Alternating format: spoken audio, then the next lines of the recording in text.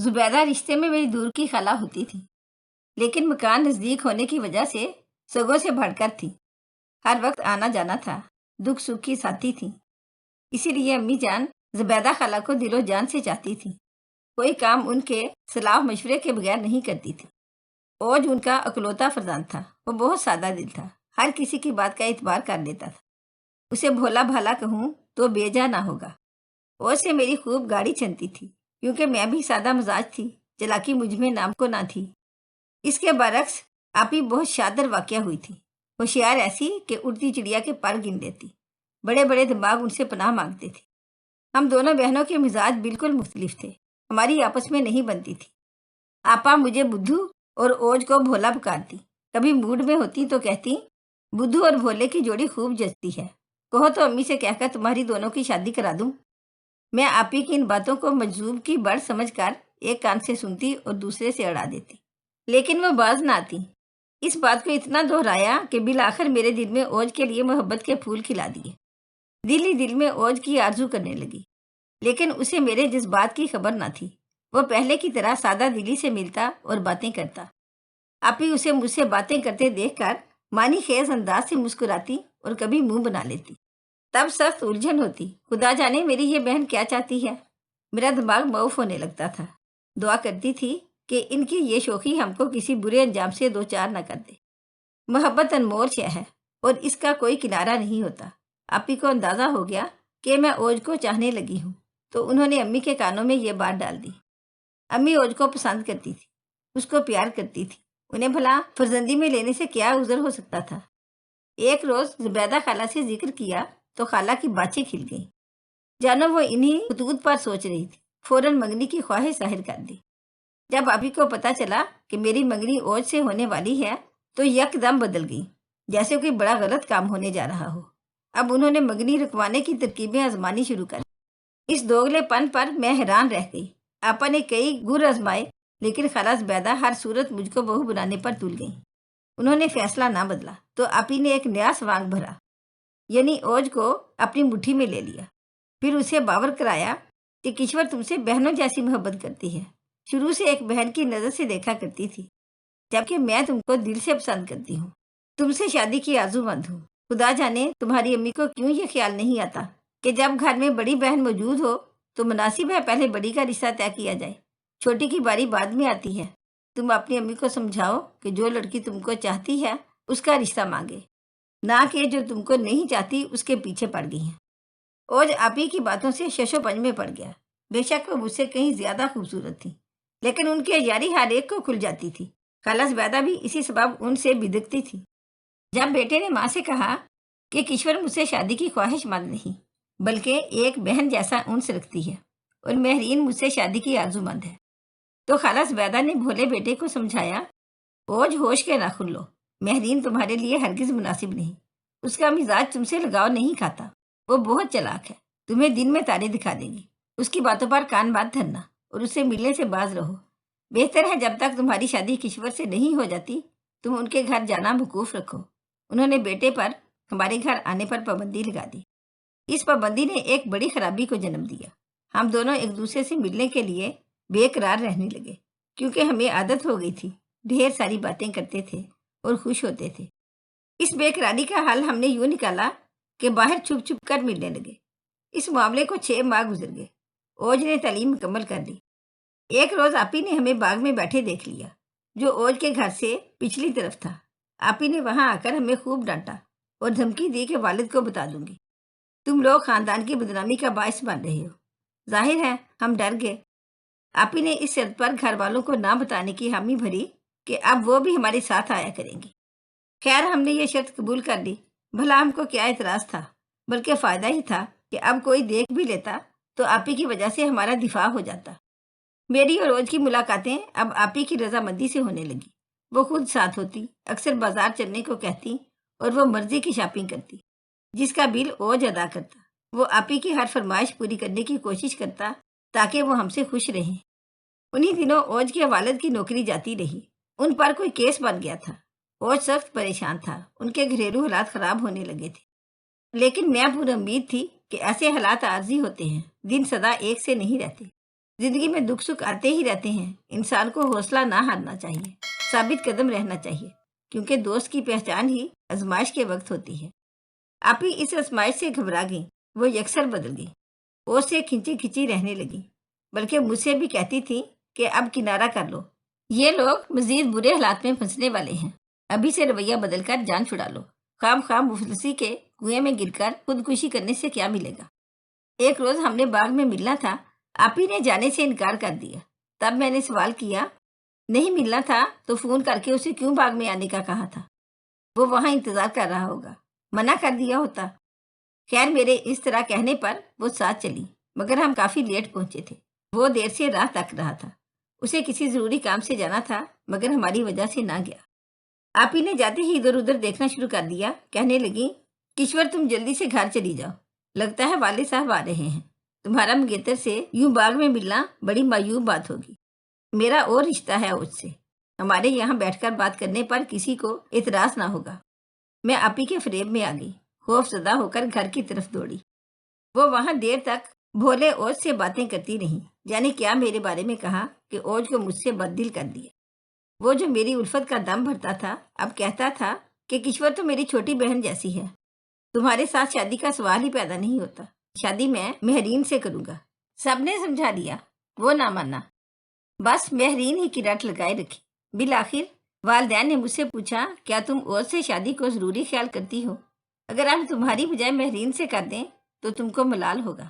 میں نے جواب دیا، اوج اگر مہرین آپی کو پسند کرتا ہے تو پھر مجھے کوئی ملال نہ ہوگا، آپ آپی کی اس کے ساتھ شادی کر دیں۔ ایسا میں نے اپنے دل پر پتھر رکھ کر کہا تھا، کیونکہ مجھے اوج سے ایسی امید نہ تھی، پر جب اس نے میرا اعتماد توڑا تو وہ میرے دل سے اتر گیا۔ سوچا ایسے شخص سے ناتا رکھنا بے معنی ہے، جو کبھی تولا کبھی ماشا، اور پل بھر میں بدل سکتا ہے۔ آگے پوری زندگی پڑی ہے، جانے کس موڑ پر دھوکہ دے جائے۔ ملال تو بے شک بہت ہوا، مگر کیا کر سکتی تھی؟ عقل یہی کہتی تھی کہ آپی اس میں خوش ہیں تو ان کی خوشی کو پورا ہونے دیا جائے، ورنہ وہ عمر بھر دل گرفتہ رہیں گی، میں بھی خوش نہ رہ سکوں گی۔ اور جیسے سادہ دل شخص کو انہوں نے اپنی مٹھی میں لے ہی لیا تھا۔ اب میرا اس کے ساتھ شادی پر اسرار فضول تھا۔ میں ایک کنارے ہو گئی۔ آپی کی ملاقاتیں اوج کے ساتھ باغ میں بدستور جاری رہیں۔ ان ملاقاتوں کی اب کیا نوعیت تھی، کس رنگ کی باتیں ہوتی تھیں، میں نہیں جانتی تھی، لیکن ایک روز اس ڈرامے کا عجیب سا ڈراپ سین ہو گیا۔ ایک روز آپی باغ میں اوج سے ملنے گئی تو ذرا دیر بعد بولی، واپس چلو، سلمان بھائی آج جلد آنے کا کہہ گئے تھے، آتے ہی ہوں گے۔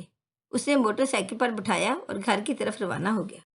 ذرا آگے جا کر وہ بولی، موٹر سائیکل روکو۔ کچھ نہ سمجھتے ہوئے اوج نے گاڑی روک لی۔ آپی فوراً اتر پڑی۔ کیا ہوا مہرین، کیوں اتر گئی ہو؟ اوج نے حیرت سے سوال کیا۔ تم جلدی سے نکل جاؤ، مجھے کسی نے دیکھ لیا ہے۔ اس سے پہلے کہ وہ کوئی اور سوال کرتا، آپی نے اصرار کیا، جلدی جاؤ، کہہ رہی ہوں نا، ورنہ بڑی مصیبت آ جائے گی۔ کچھ نہ سمجھتے ہوئے اس بیچارے نے حکم کی تعمیل کی اور موٹر سائیکل اسٹارٹ کر دی۔ آپی دم بھر کو فٹ پاتھ پر رکی رہیں۔ اگلے ہی لمحے ایک کار ان کے قریب آ کر رکی اور وہ جلدی سے اس میں بیٹھ گئی۔ پھر کار موٹر سائیکل کے قریب سے نکل گئی۔ اوج نے کار میں مہرین آپی کو دیکھ لیا، لیکن وہ اس کے اندر بیٹھے شخص کو نہ دیکھ سکا۔ اب اوج سخت مضطرب تھا، وہ اندر سے ٹوٹ پھوٹ گیا تھا، اس سے اپنی توہین برداشت نہ ہو رہی تھی۔ اس نے گھر پہنچ کر مجھے فون کیا اور تمام ماجرا کہہ سنایا۔ خیر میں نے بات کو سنبھالا کہ آج کل ہمارے چچا اور ان کی فیملی آئی ہوئی ہے، یہ کار میرے کزن کی ہوگی، چچا زاد تم کو نہ دیکھ لے، اس لیے تبھی وہ گھبرا گئی ہوگی۔ وسیم بہت غصیلا ہے، گھر آ کر جھگڑا کرتا، آپی اسی ڈر سے بھاگی ہے، مجھے یقین ہے۔ میرے جھوٹ پر اس بھولے نے یقین کر لیا، حالانکہ چچا نہیں آئے تھے، نہ کسی چچا زاد نے آپی کو دیکھا تھا۔ جانے کون تھا جس کی کار میں چلی گئی تھی، یہ میں بھی نہیں جانتی تھی، لیکن چاہتی تھی کہ اوج کی دل آزاری نہ ہو۔ میرے سمجھانے پر اوج نے خود کو سمجھا لیا اور آپی سے ناتا توڑنے کی بجائے کچھ دن بعد ہمارے گھر آ گیا۔ وہ سوچ رہا تھا کہ مہرین اس دن کے رویے کی معذرت کرے گی، کچھ تعویلیں دے کر منانے کی کوشش کرے گی اور بتائے گی کہ وہ کون تھا جس کے ساتھ یوں گاڑی میں بیٹھ کر چلی گئی تھی۔ ایسا نہ ہوا۔ آپی نے کسی قسم کی پریشانی کا اظہار نہ کیا، بلکہ معذرت کرنے کی بجائے روکھا پھیکا انداز اپنایا۔ دل برداشتہ ہو کر اوج چلا گیا۔ کافی دن رابطہ نہ کیا، آپی نے بھی پرواہ نہ کی۔ اس بے رخی سے وہ سخت دل برداشتہ ہوا، بالآخر برداشت نہ کر سکا۔ اور دوبارہ آپی سے بات کی تو آپی نے وضاحت کی کہ تم کسی غلط فہمی میں نہ رہو۔ میں بات صاف کرنا چاہتی ہوں، گل حسن سے میرا پیار تھا، ہم کلاس فیلو تھے، کسی وجہ سے رنجش ہو گئی، کسی غلط فہمی کی وجہ سے ہم دور ہو گئے تھے، لیکن اب وہ غلط فہمی دور ہو گئی ہے، اسی لیے تم کو بتا دینا بہتر سمجھتی ہوں کہ ہم شادی کرنے والے ہیں۔ تم میرا خیال دل سے نکال دو، دھوکے میں رہو گے تو بعد میں تکلیف تم ہی کو ہوگی، بہتر ہے کہ کشور سے شادی کر لو۔ آپی کے بیان پر بڑی حیرت ہوئی۔ جب اوج نے بتایا تو مجھے لگا جیسے آپی کے نزدیک ہم محض کھلونے ہیں، بے جان کھلونے، جسے وہ کھیل کر پھر ان کو اپنی مرضی سے جہاں چاہے رکھ دیتی ہیں۔ میں نے اوج سے کہا، تم خاطر جمع رکھو، یہ فیصلے بار بار نہیں ہوتے اور نہ بار بار بدلے جاتے ہیں، اپنے بزرگوں کے رد عمل کا انتظار کرو، اپنی طرف سے کوئی قدم اٹھانے کی ضرورت نہیں ہے۔ ادھر یہ معاملہ تھا، ادھر میں غم و غصے میں جل بھن رہی تھی۔ گرچہ اوج سے محبت کرتی تھی، اس کی یاد ہر وقت دل میں رہتی تھی، لیکن اب میں اسے گریز اختیار کرنا چاہتی تھی، کیونکہ اس میں قوت فیصلہ کی کمی تھی اور حوصلہ بھی نہ تھا۔ اس کو دوبارہ امید دلا کر خود کو کسی غیر معمولی حالات میں جھونکنا نہیں چاہتی تھی۔ میں نے محسوس کیا اوج کو آپی نے ٹھکرا دیا ہے تو اسے اسی بات کا غم ہے اور وہ اس غم سے نکلنے کی خاطر میرا سہارا لینا چاہتا ہے۔ کھلونا تو بہرحال میں نہ تھی، تبھی میں نے اوج کی ہمت افزائی نہ کی، یوں وہ مجھ سے کنارہ کر گیا۔ وقت گزرتا رہا، 3 سال بیت گئے۔ اوج کا فون آتا، میں نہ اٹھاتی، اپنی زندگی میں کوئی طوفان لانا نہ چاہتی تھی۔ والدین خاموش تھے۔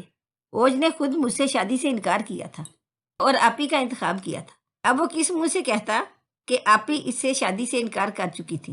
3 سال بعد ایک روز جب اوج دفتر سے گھر لوٹا، دیکھا کہ آپی اس کے گھر بیٹھی ہے۔ غالباً وہ اس کی آمد کی منتظر تھی۔ اوج سلام کیے بغیر خاموشی سے پاس سے گزر کر اپنے کمرے میں چلا گیا۔ چند منٹ توقف کے بعد وہ خود اس کے پاس چلی گئی اور بولی، میں آپ سے ملنے آئی تھی اور آپ میری بات سنے بغیر چلے گئے۔ یہ فاصلے بھی تم نے ہی پیدا کیے ہیں۔ یہ کہہ کر وہ باہر جانے لگا تو آپی نے روکا، میری بات سن کر جانا۔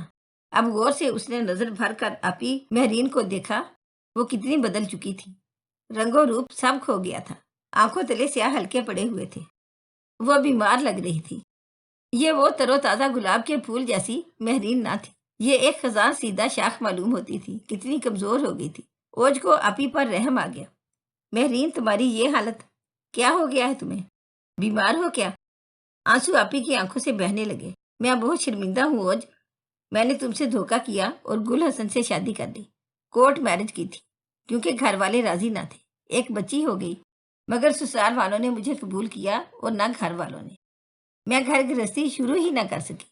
اب بچی کے بعد وہ مجھ سے دور ہو گیا ہے اور گھر والوں کے دباؤ میں آ کر اپنی منگیتر سے شادی کر لی ہے۔ بچی اپنی دادی کے پاس ہے اور میں خالہ کے گھر رہتی ہوں۔ ابا گھر نہیں آنے دیتے، بڑی مشکل سے کشور کو راضی کیا ہے تو یہ میرے ساتھ تمہارے گھر تک آ گئی ہے، وہ بھی امی ابو سے چوری چھپے۔ اب میں اپنی بچی کے لیے تڑپ رہی ہوں اور ممتا سے مجبور ہو کر تمہارے پاس آئی ہوں، کیونکہ میں بیٹی کے بغیر نہیں رہ سکتی، اس کی جدائی نہیں سہ سکتی۔ تو اس کے لیے میں تمہاری کیا مدد کر سکتا ہوں؟ تم سب کچھ کر سکتے ہو، مجھے تحفظ دے کر، میرا سہارا بن کر، تاکہ میں کورٹ سے بچی حاصل کر سکوں۔ وہ ابھی بہت چھوٹی ہے، عدالت اسے میرے سپرد کر دے گی۔ مہرین آپی کے بلکنے پر اوج کو رحم آ گیا۔ اس کی والدہ گھر پر نہ تھی، اسی لیے یہ کھل کر بات کر سکتے تھے۔ مہرین نے کہا، تم روز مجھے گل حسن کے دفتر کے سامنے ملا کرو، تاکہ اسے بھی تکلیف ہو جیسی اس نے مجھے تکلیف دی ہے۔ بے وقوف بھولا اوج ایک بار پھر آپی کی باتوں میں آ گیا۔ وہ گل حسن کے سامنے مہرین سے ملنے لگا۔ جب گل نے نوٹ کیا تو ایک روز تیش میں آ کر اس نے مہرین کے ساتھ اوج کو بھی خوب گالیاں دی اور کہا کہ آئندہ اگر تم دونوں میرے دفتر کے سامنے نظر آئے تو مار مار کر بھرگس نکال دوں گا۔ اگلے روز گل حسن خالہ کے گھر آ گیا۔ اس نے آپی کو مار مار کر لہو لہان کر دیا۔ مہرین آپی نے اوج کو فون کر کے بلایا۔ جب وہ آیا تو آپی زارو قطار رو رہی تھی۔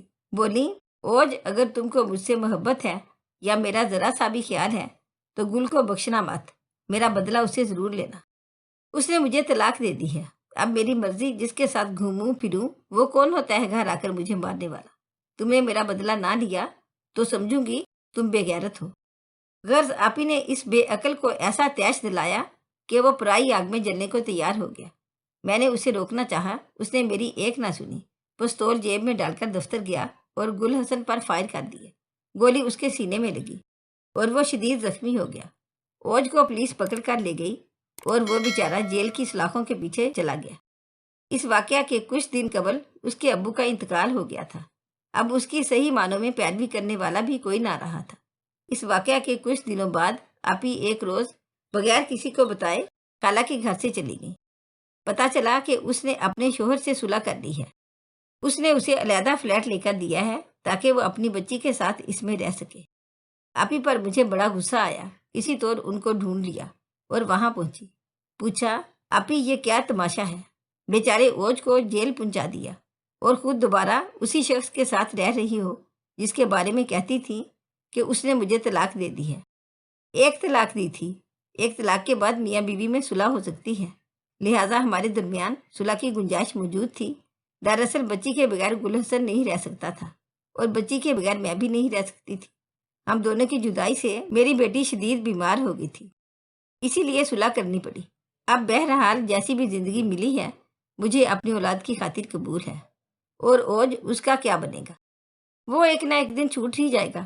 اس کے ہاتھوں ایک شخص مضروب ہوا ہے، قتل تو نہیں ہوا ہے نا، اس لیے اسے پھانسی نہ ہوگی، بس یہی خیر کی بات ہے۔ آپی کی بات سن کر میں حیران رہ گئی تھی۔ اگر آپ کو ہماری آج کی کہانی اچھی لگی ہو تو پلیز اسے لائک کریں، شیئر کریں اور مزید اچھی ویڈیو کے لیے ہمارے چینل کو سبسکرائب کریں۔ شکریہ۔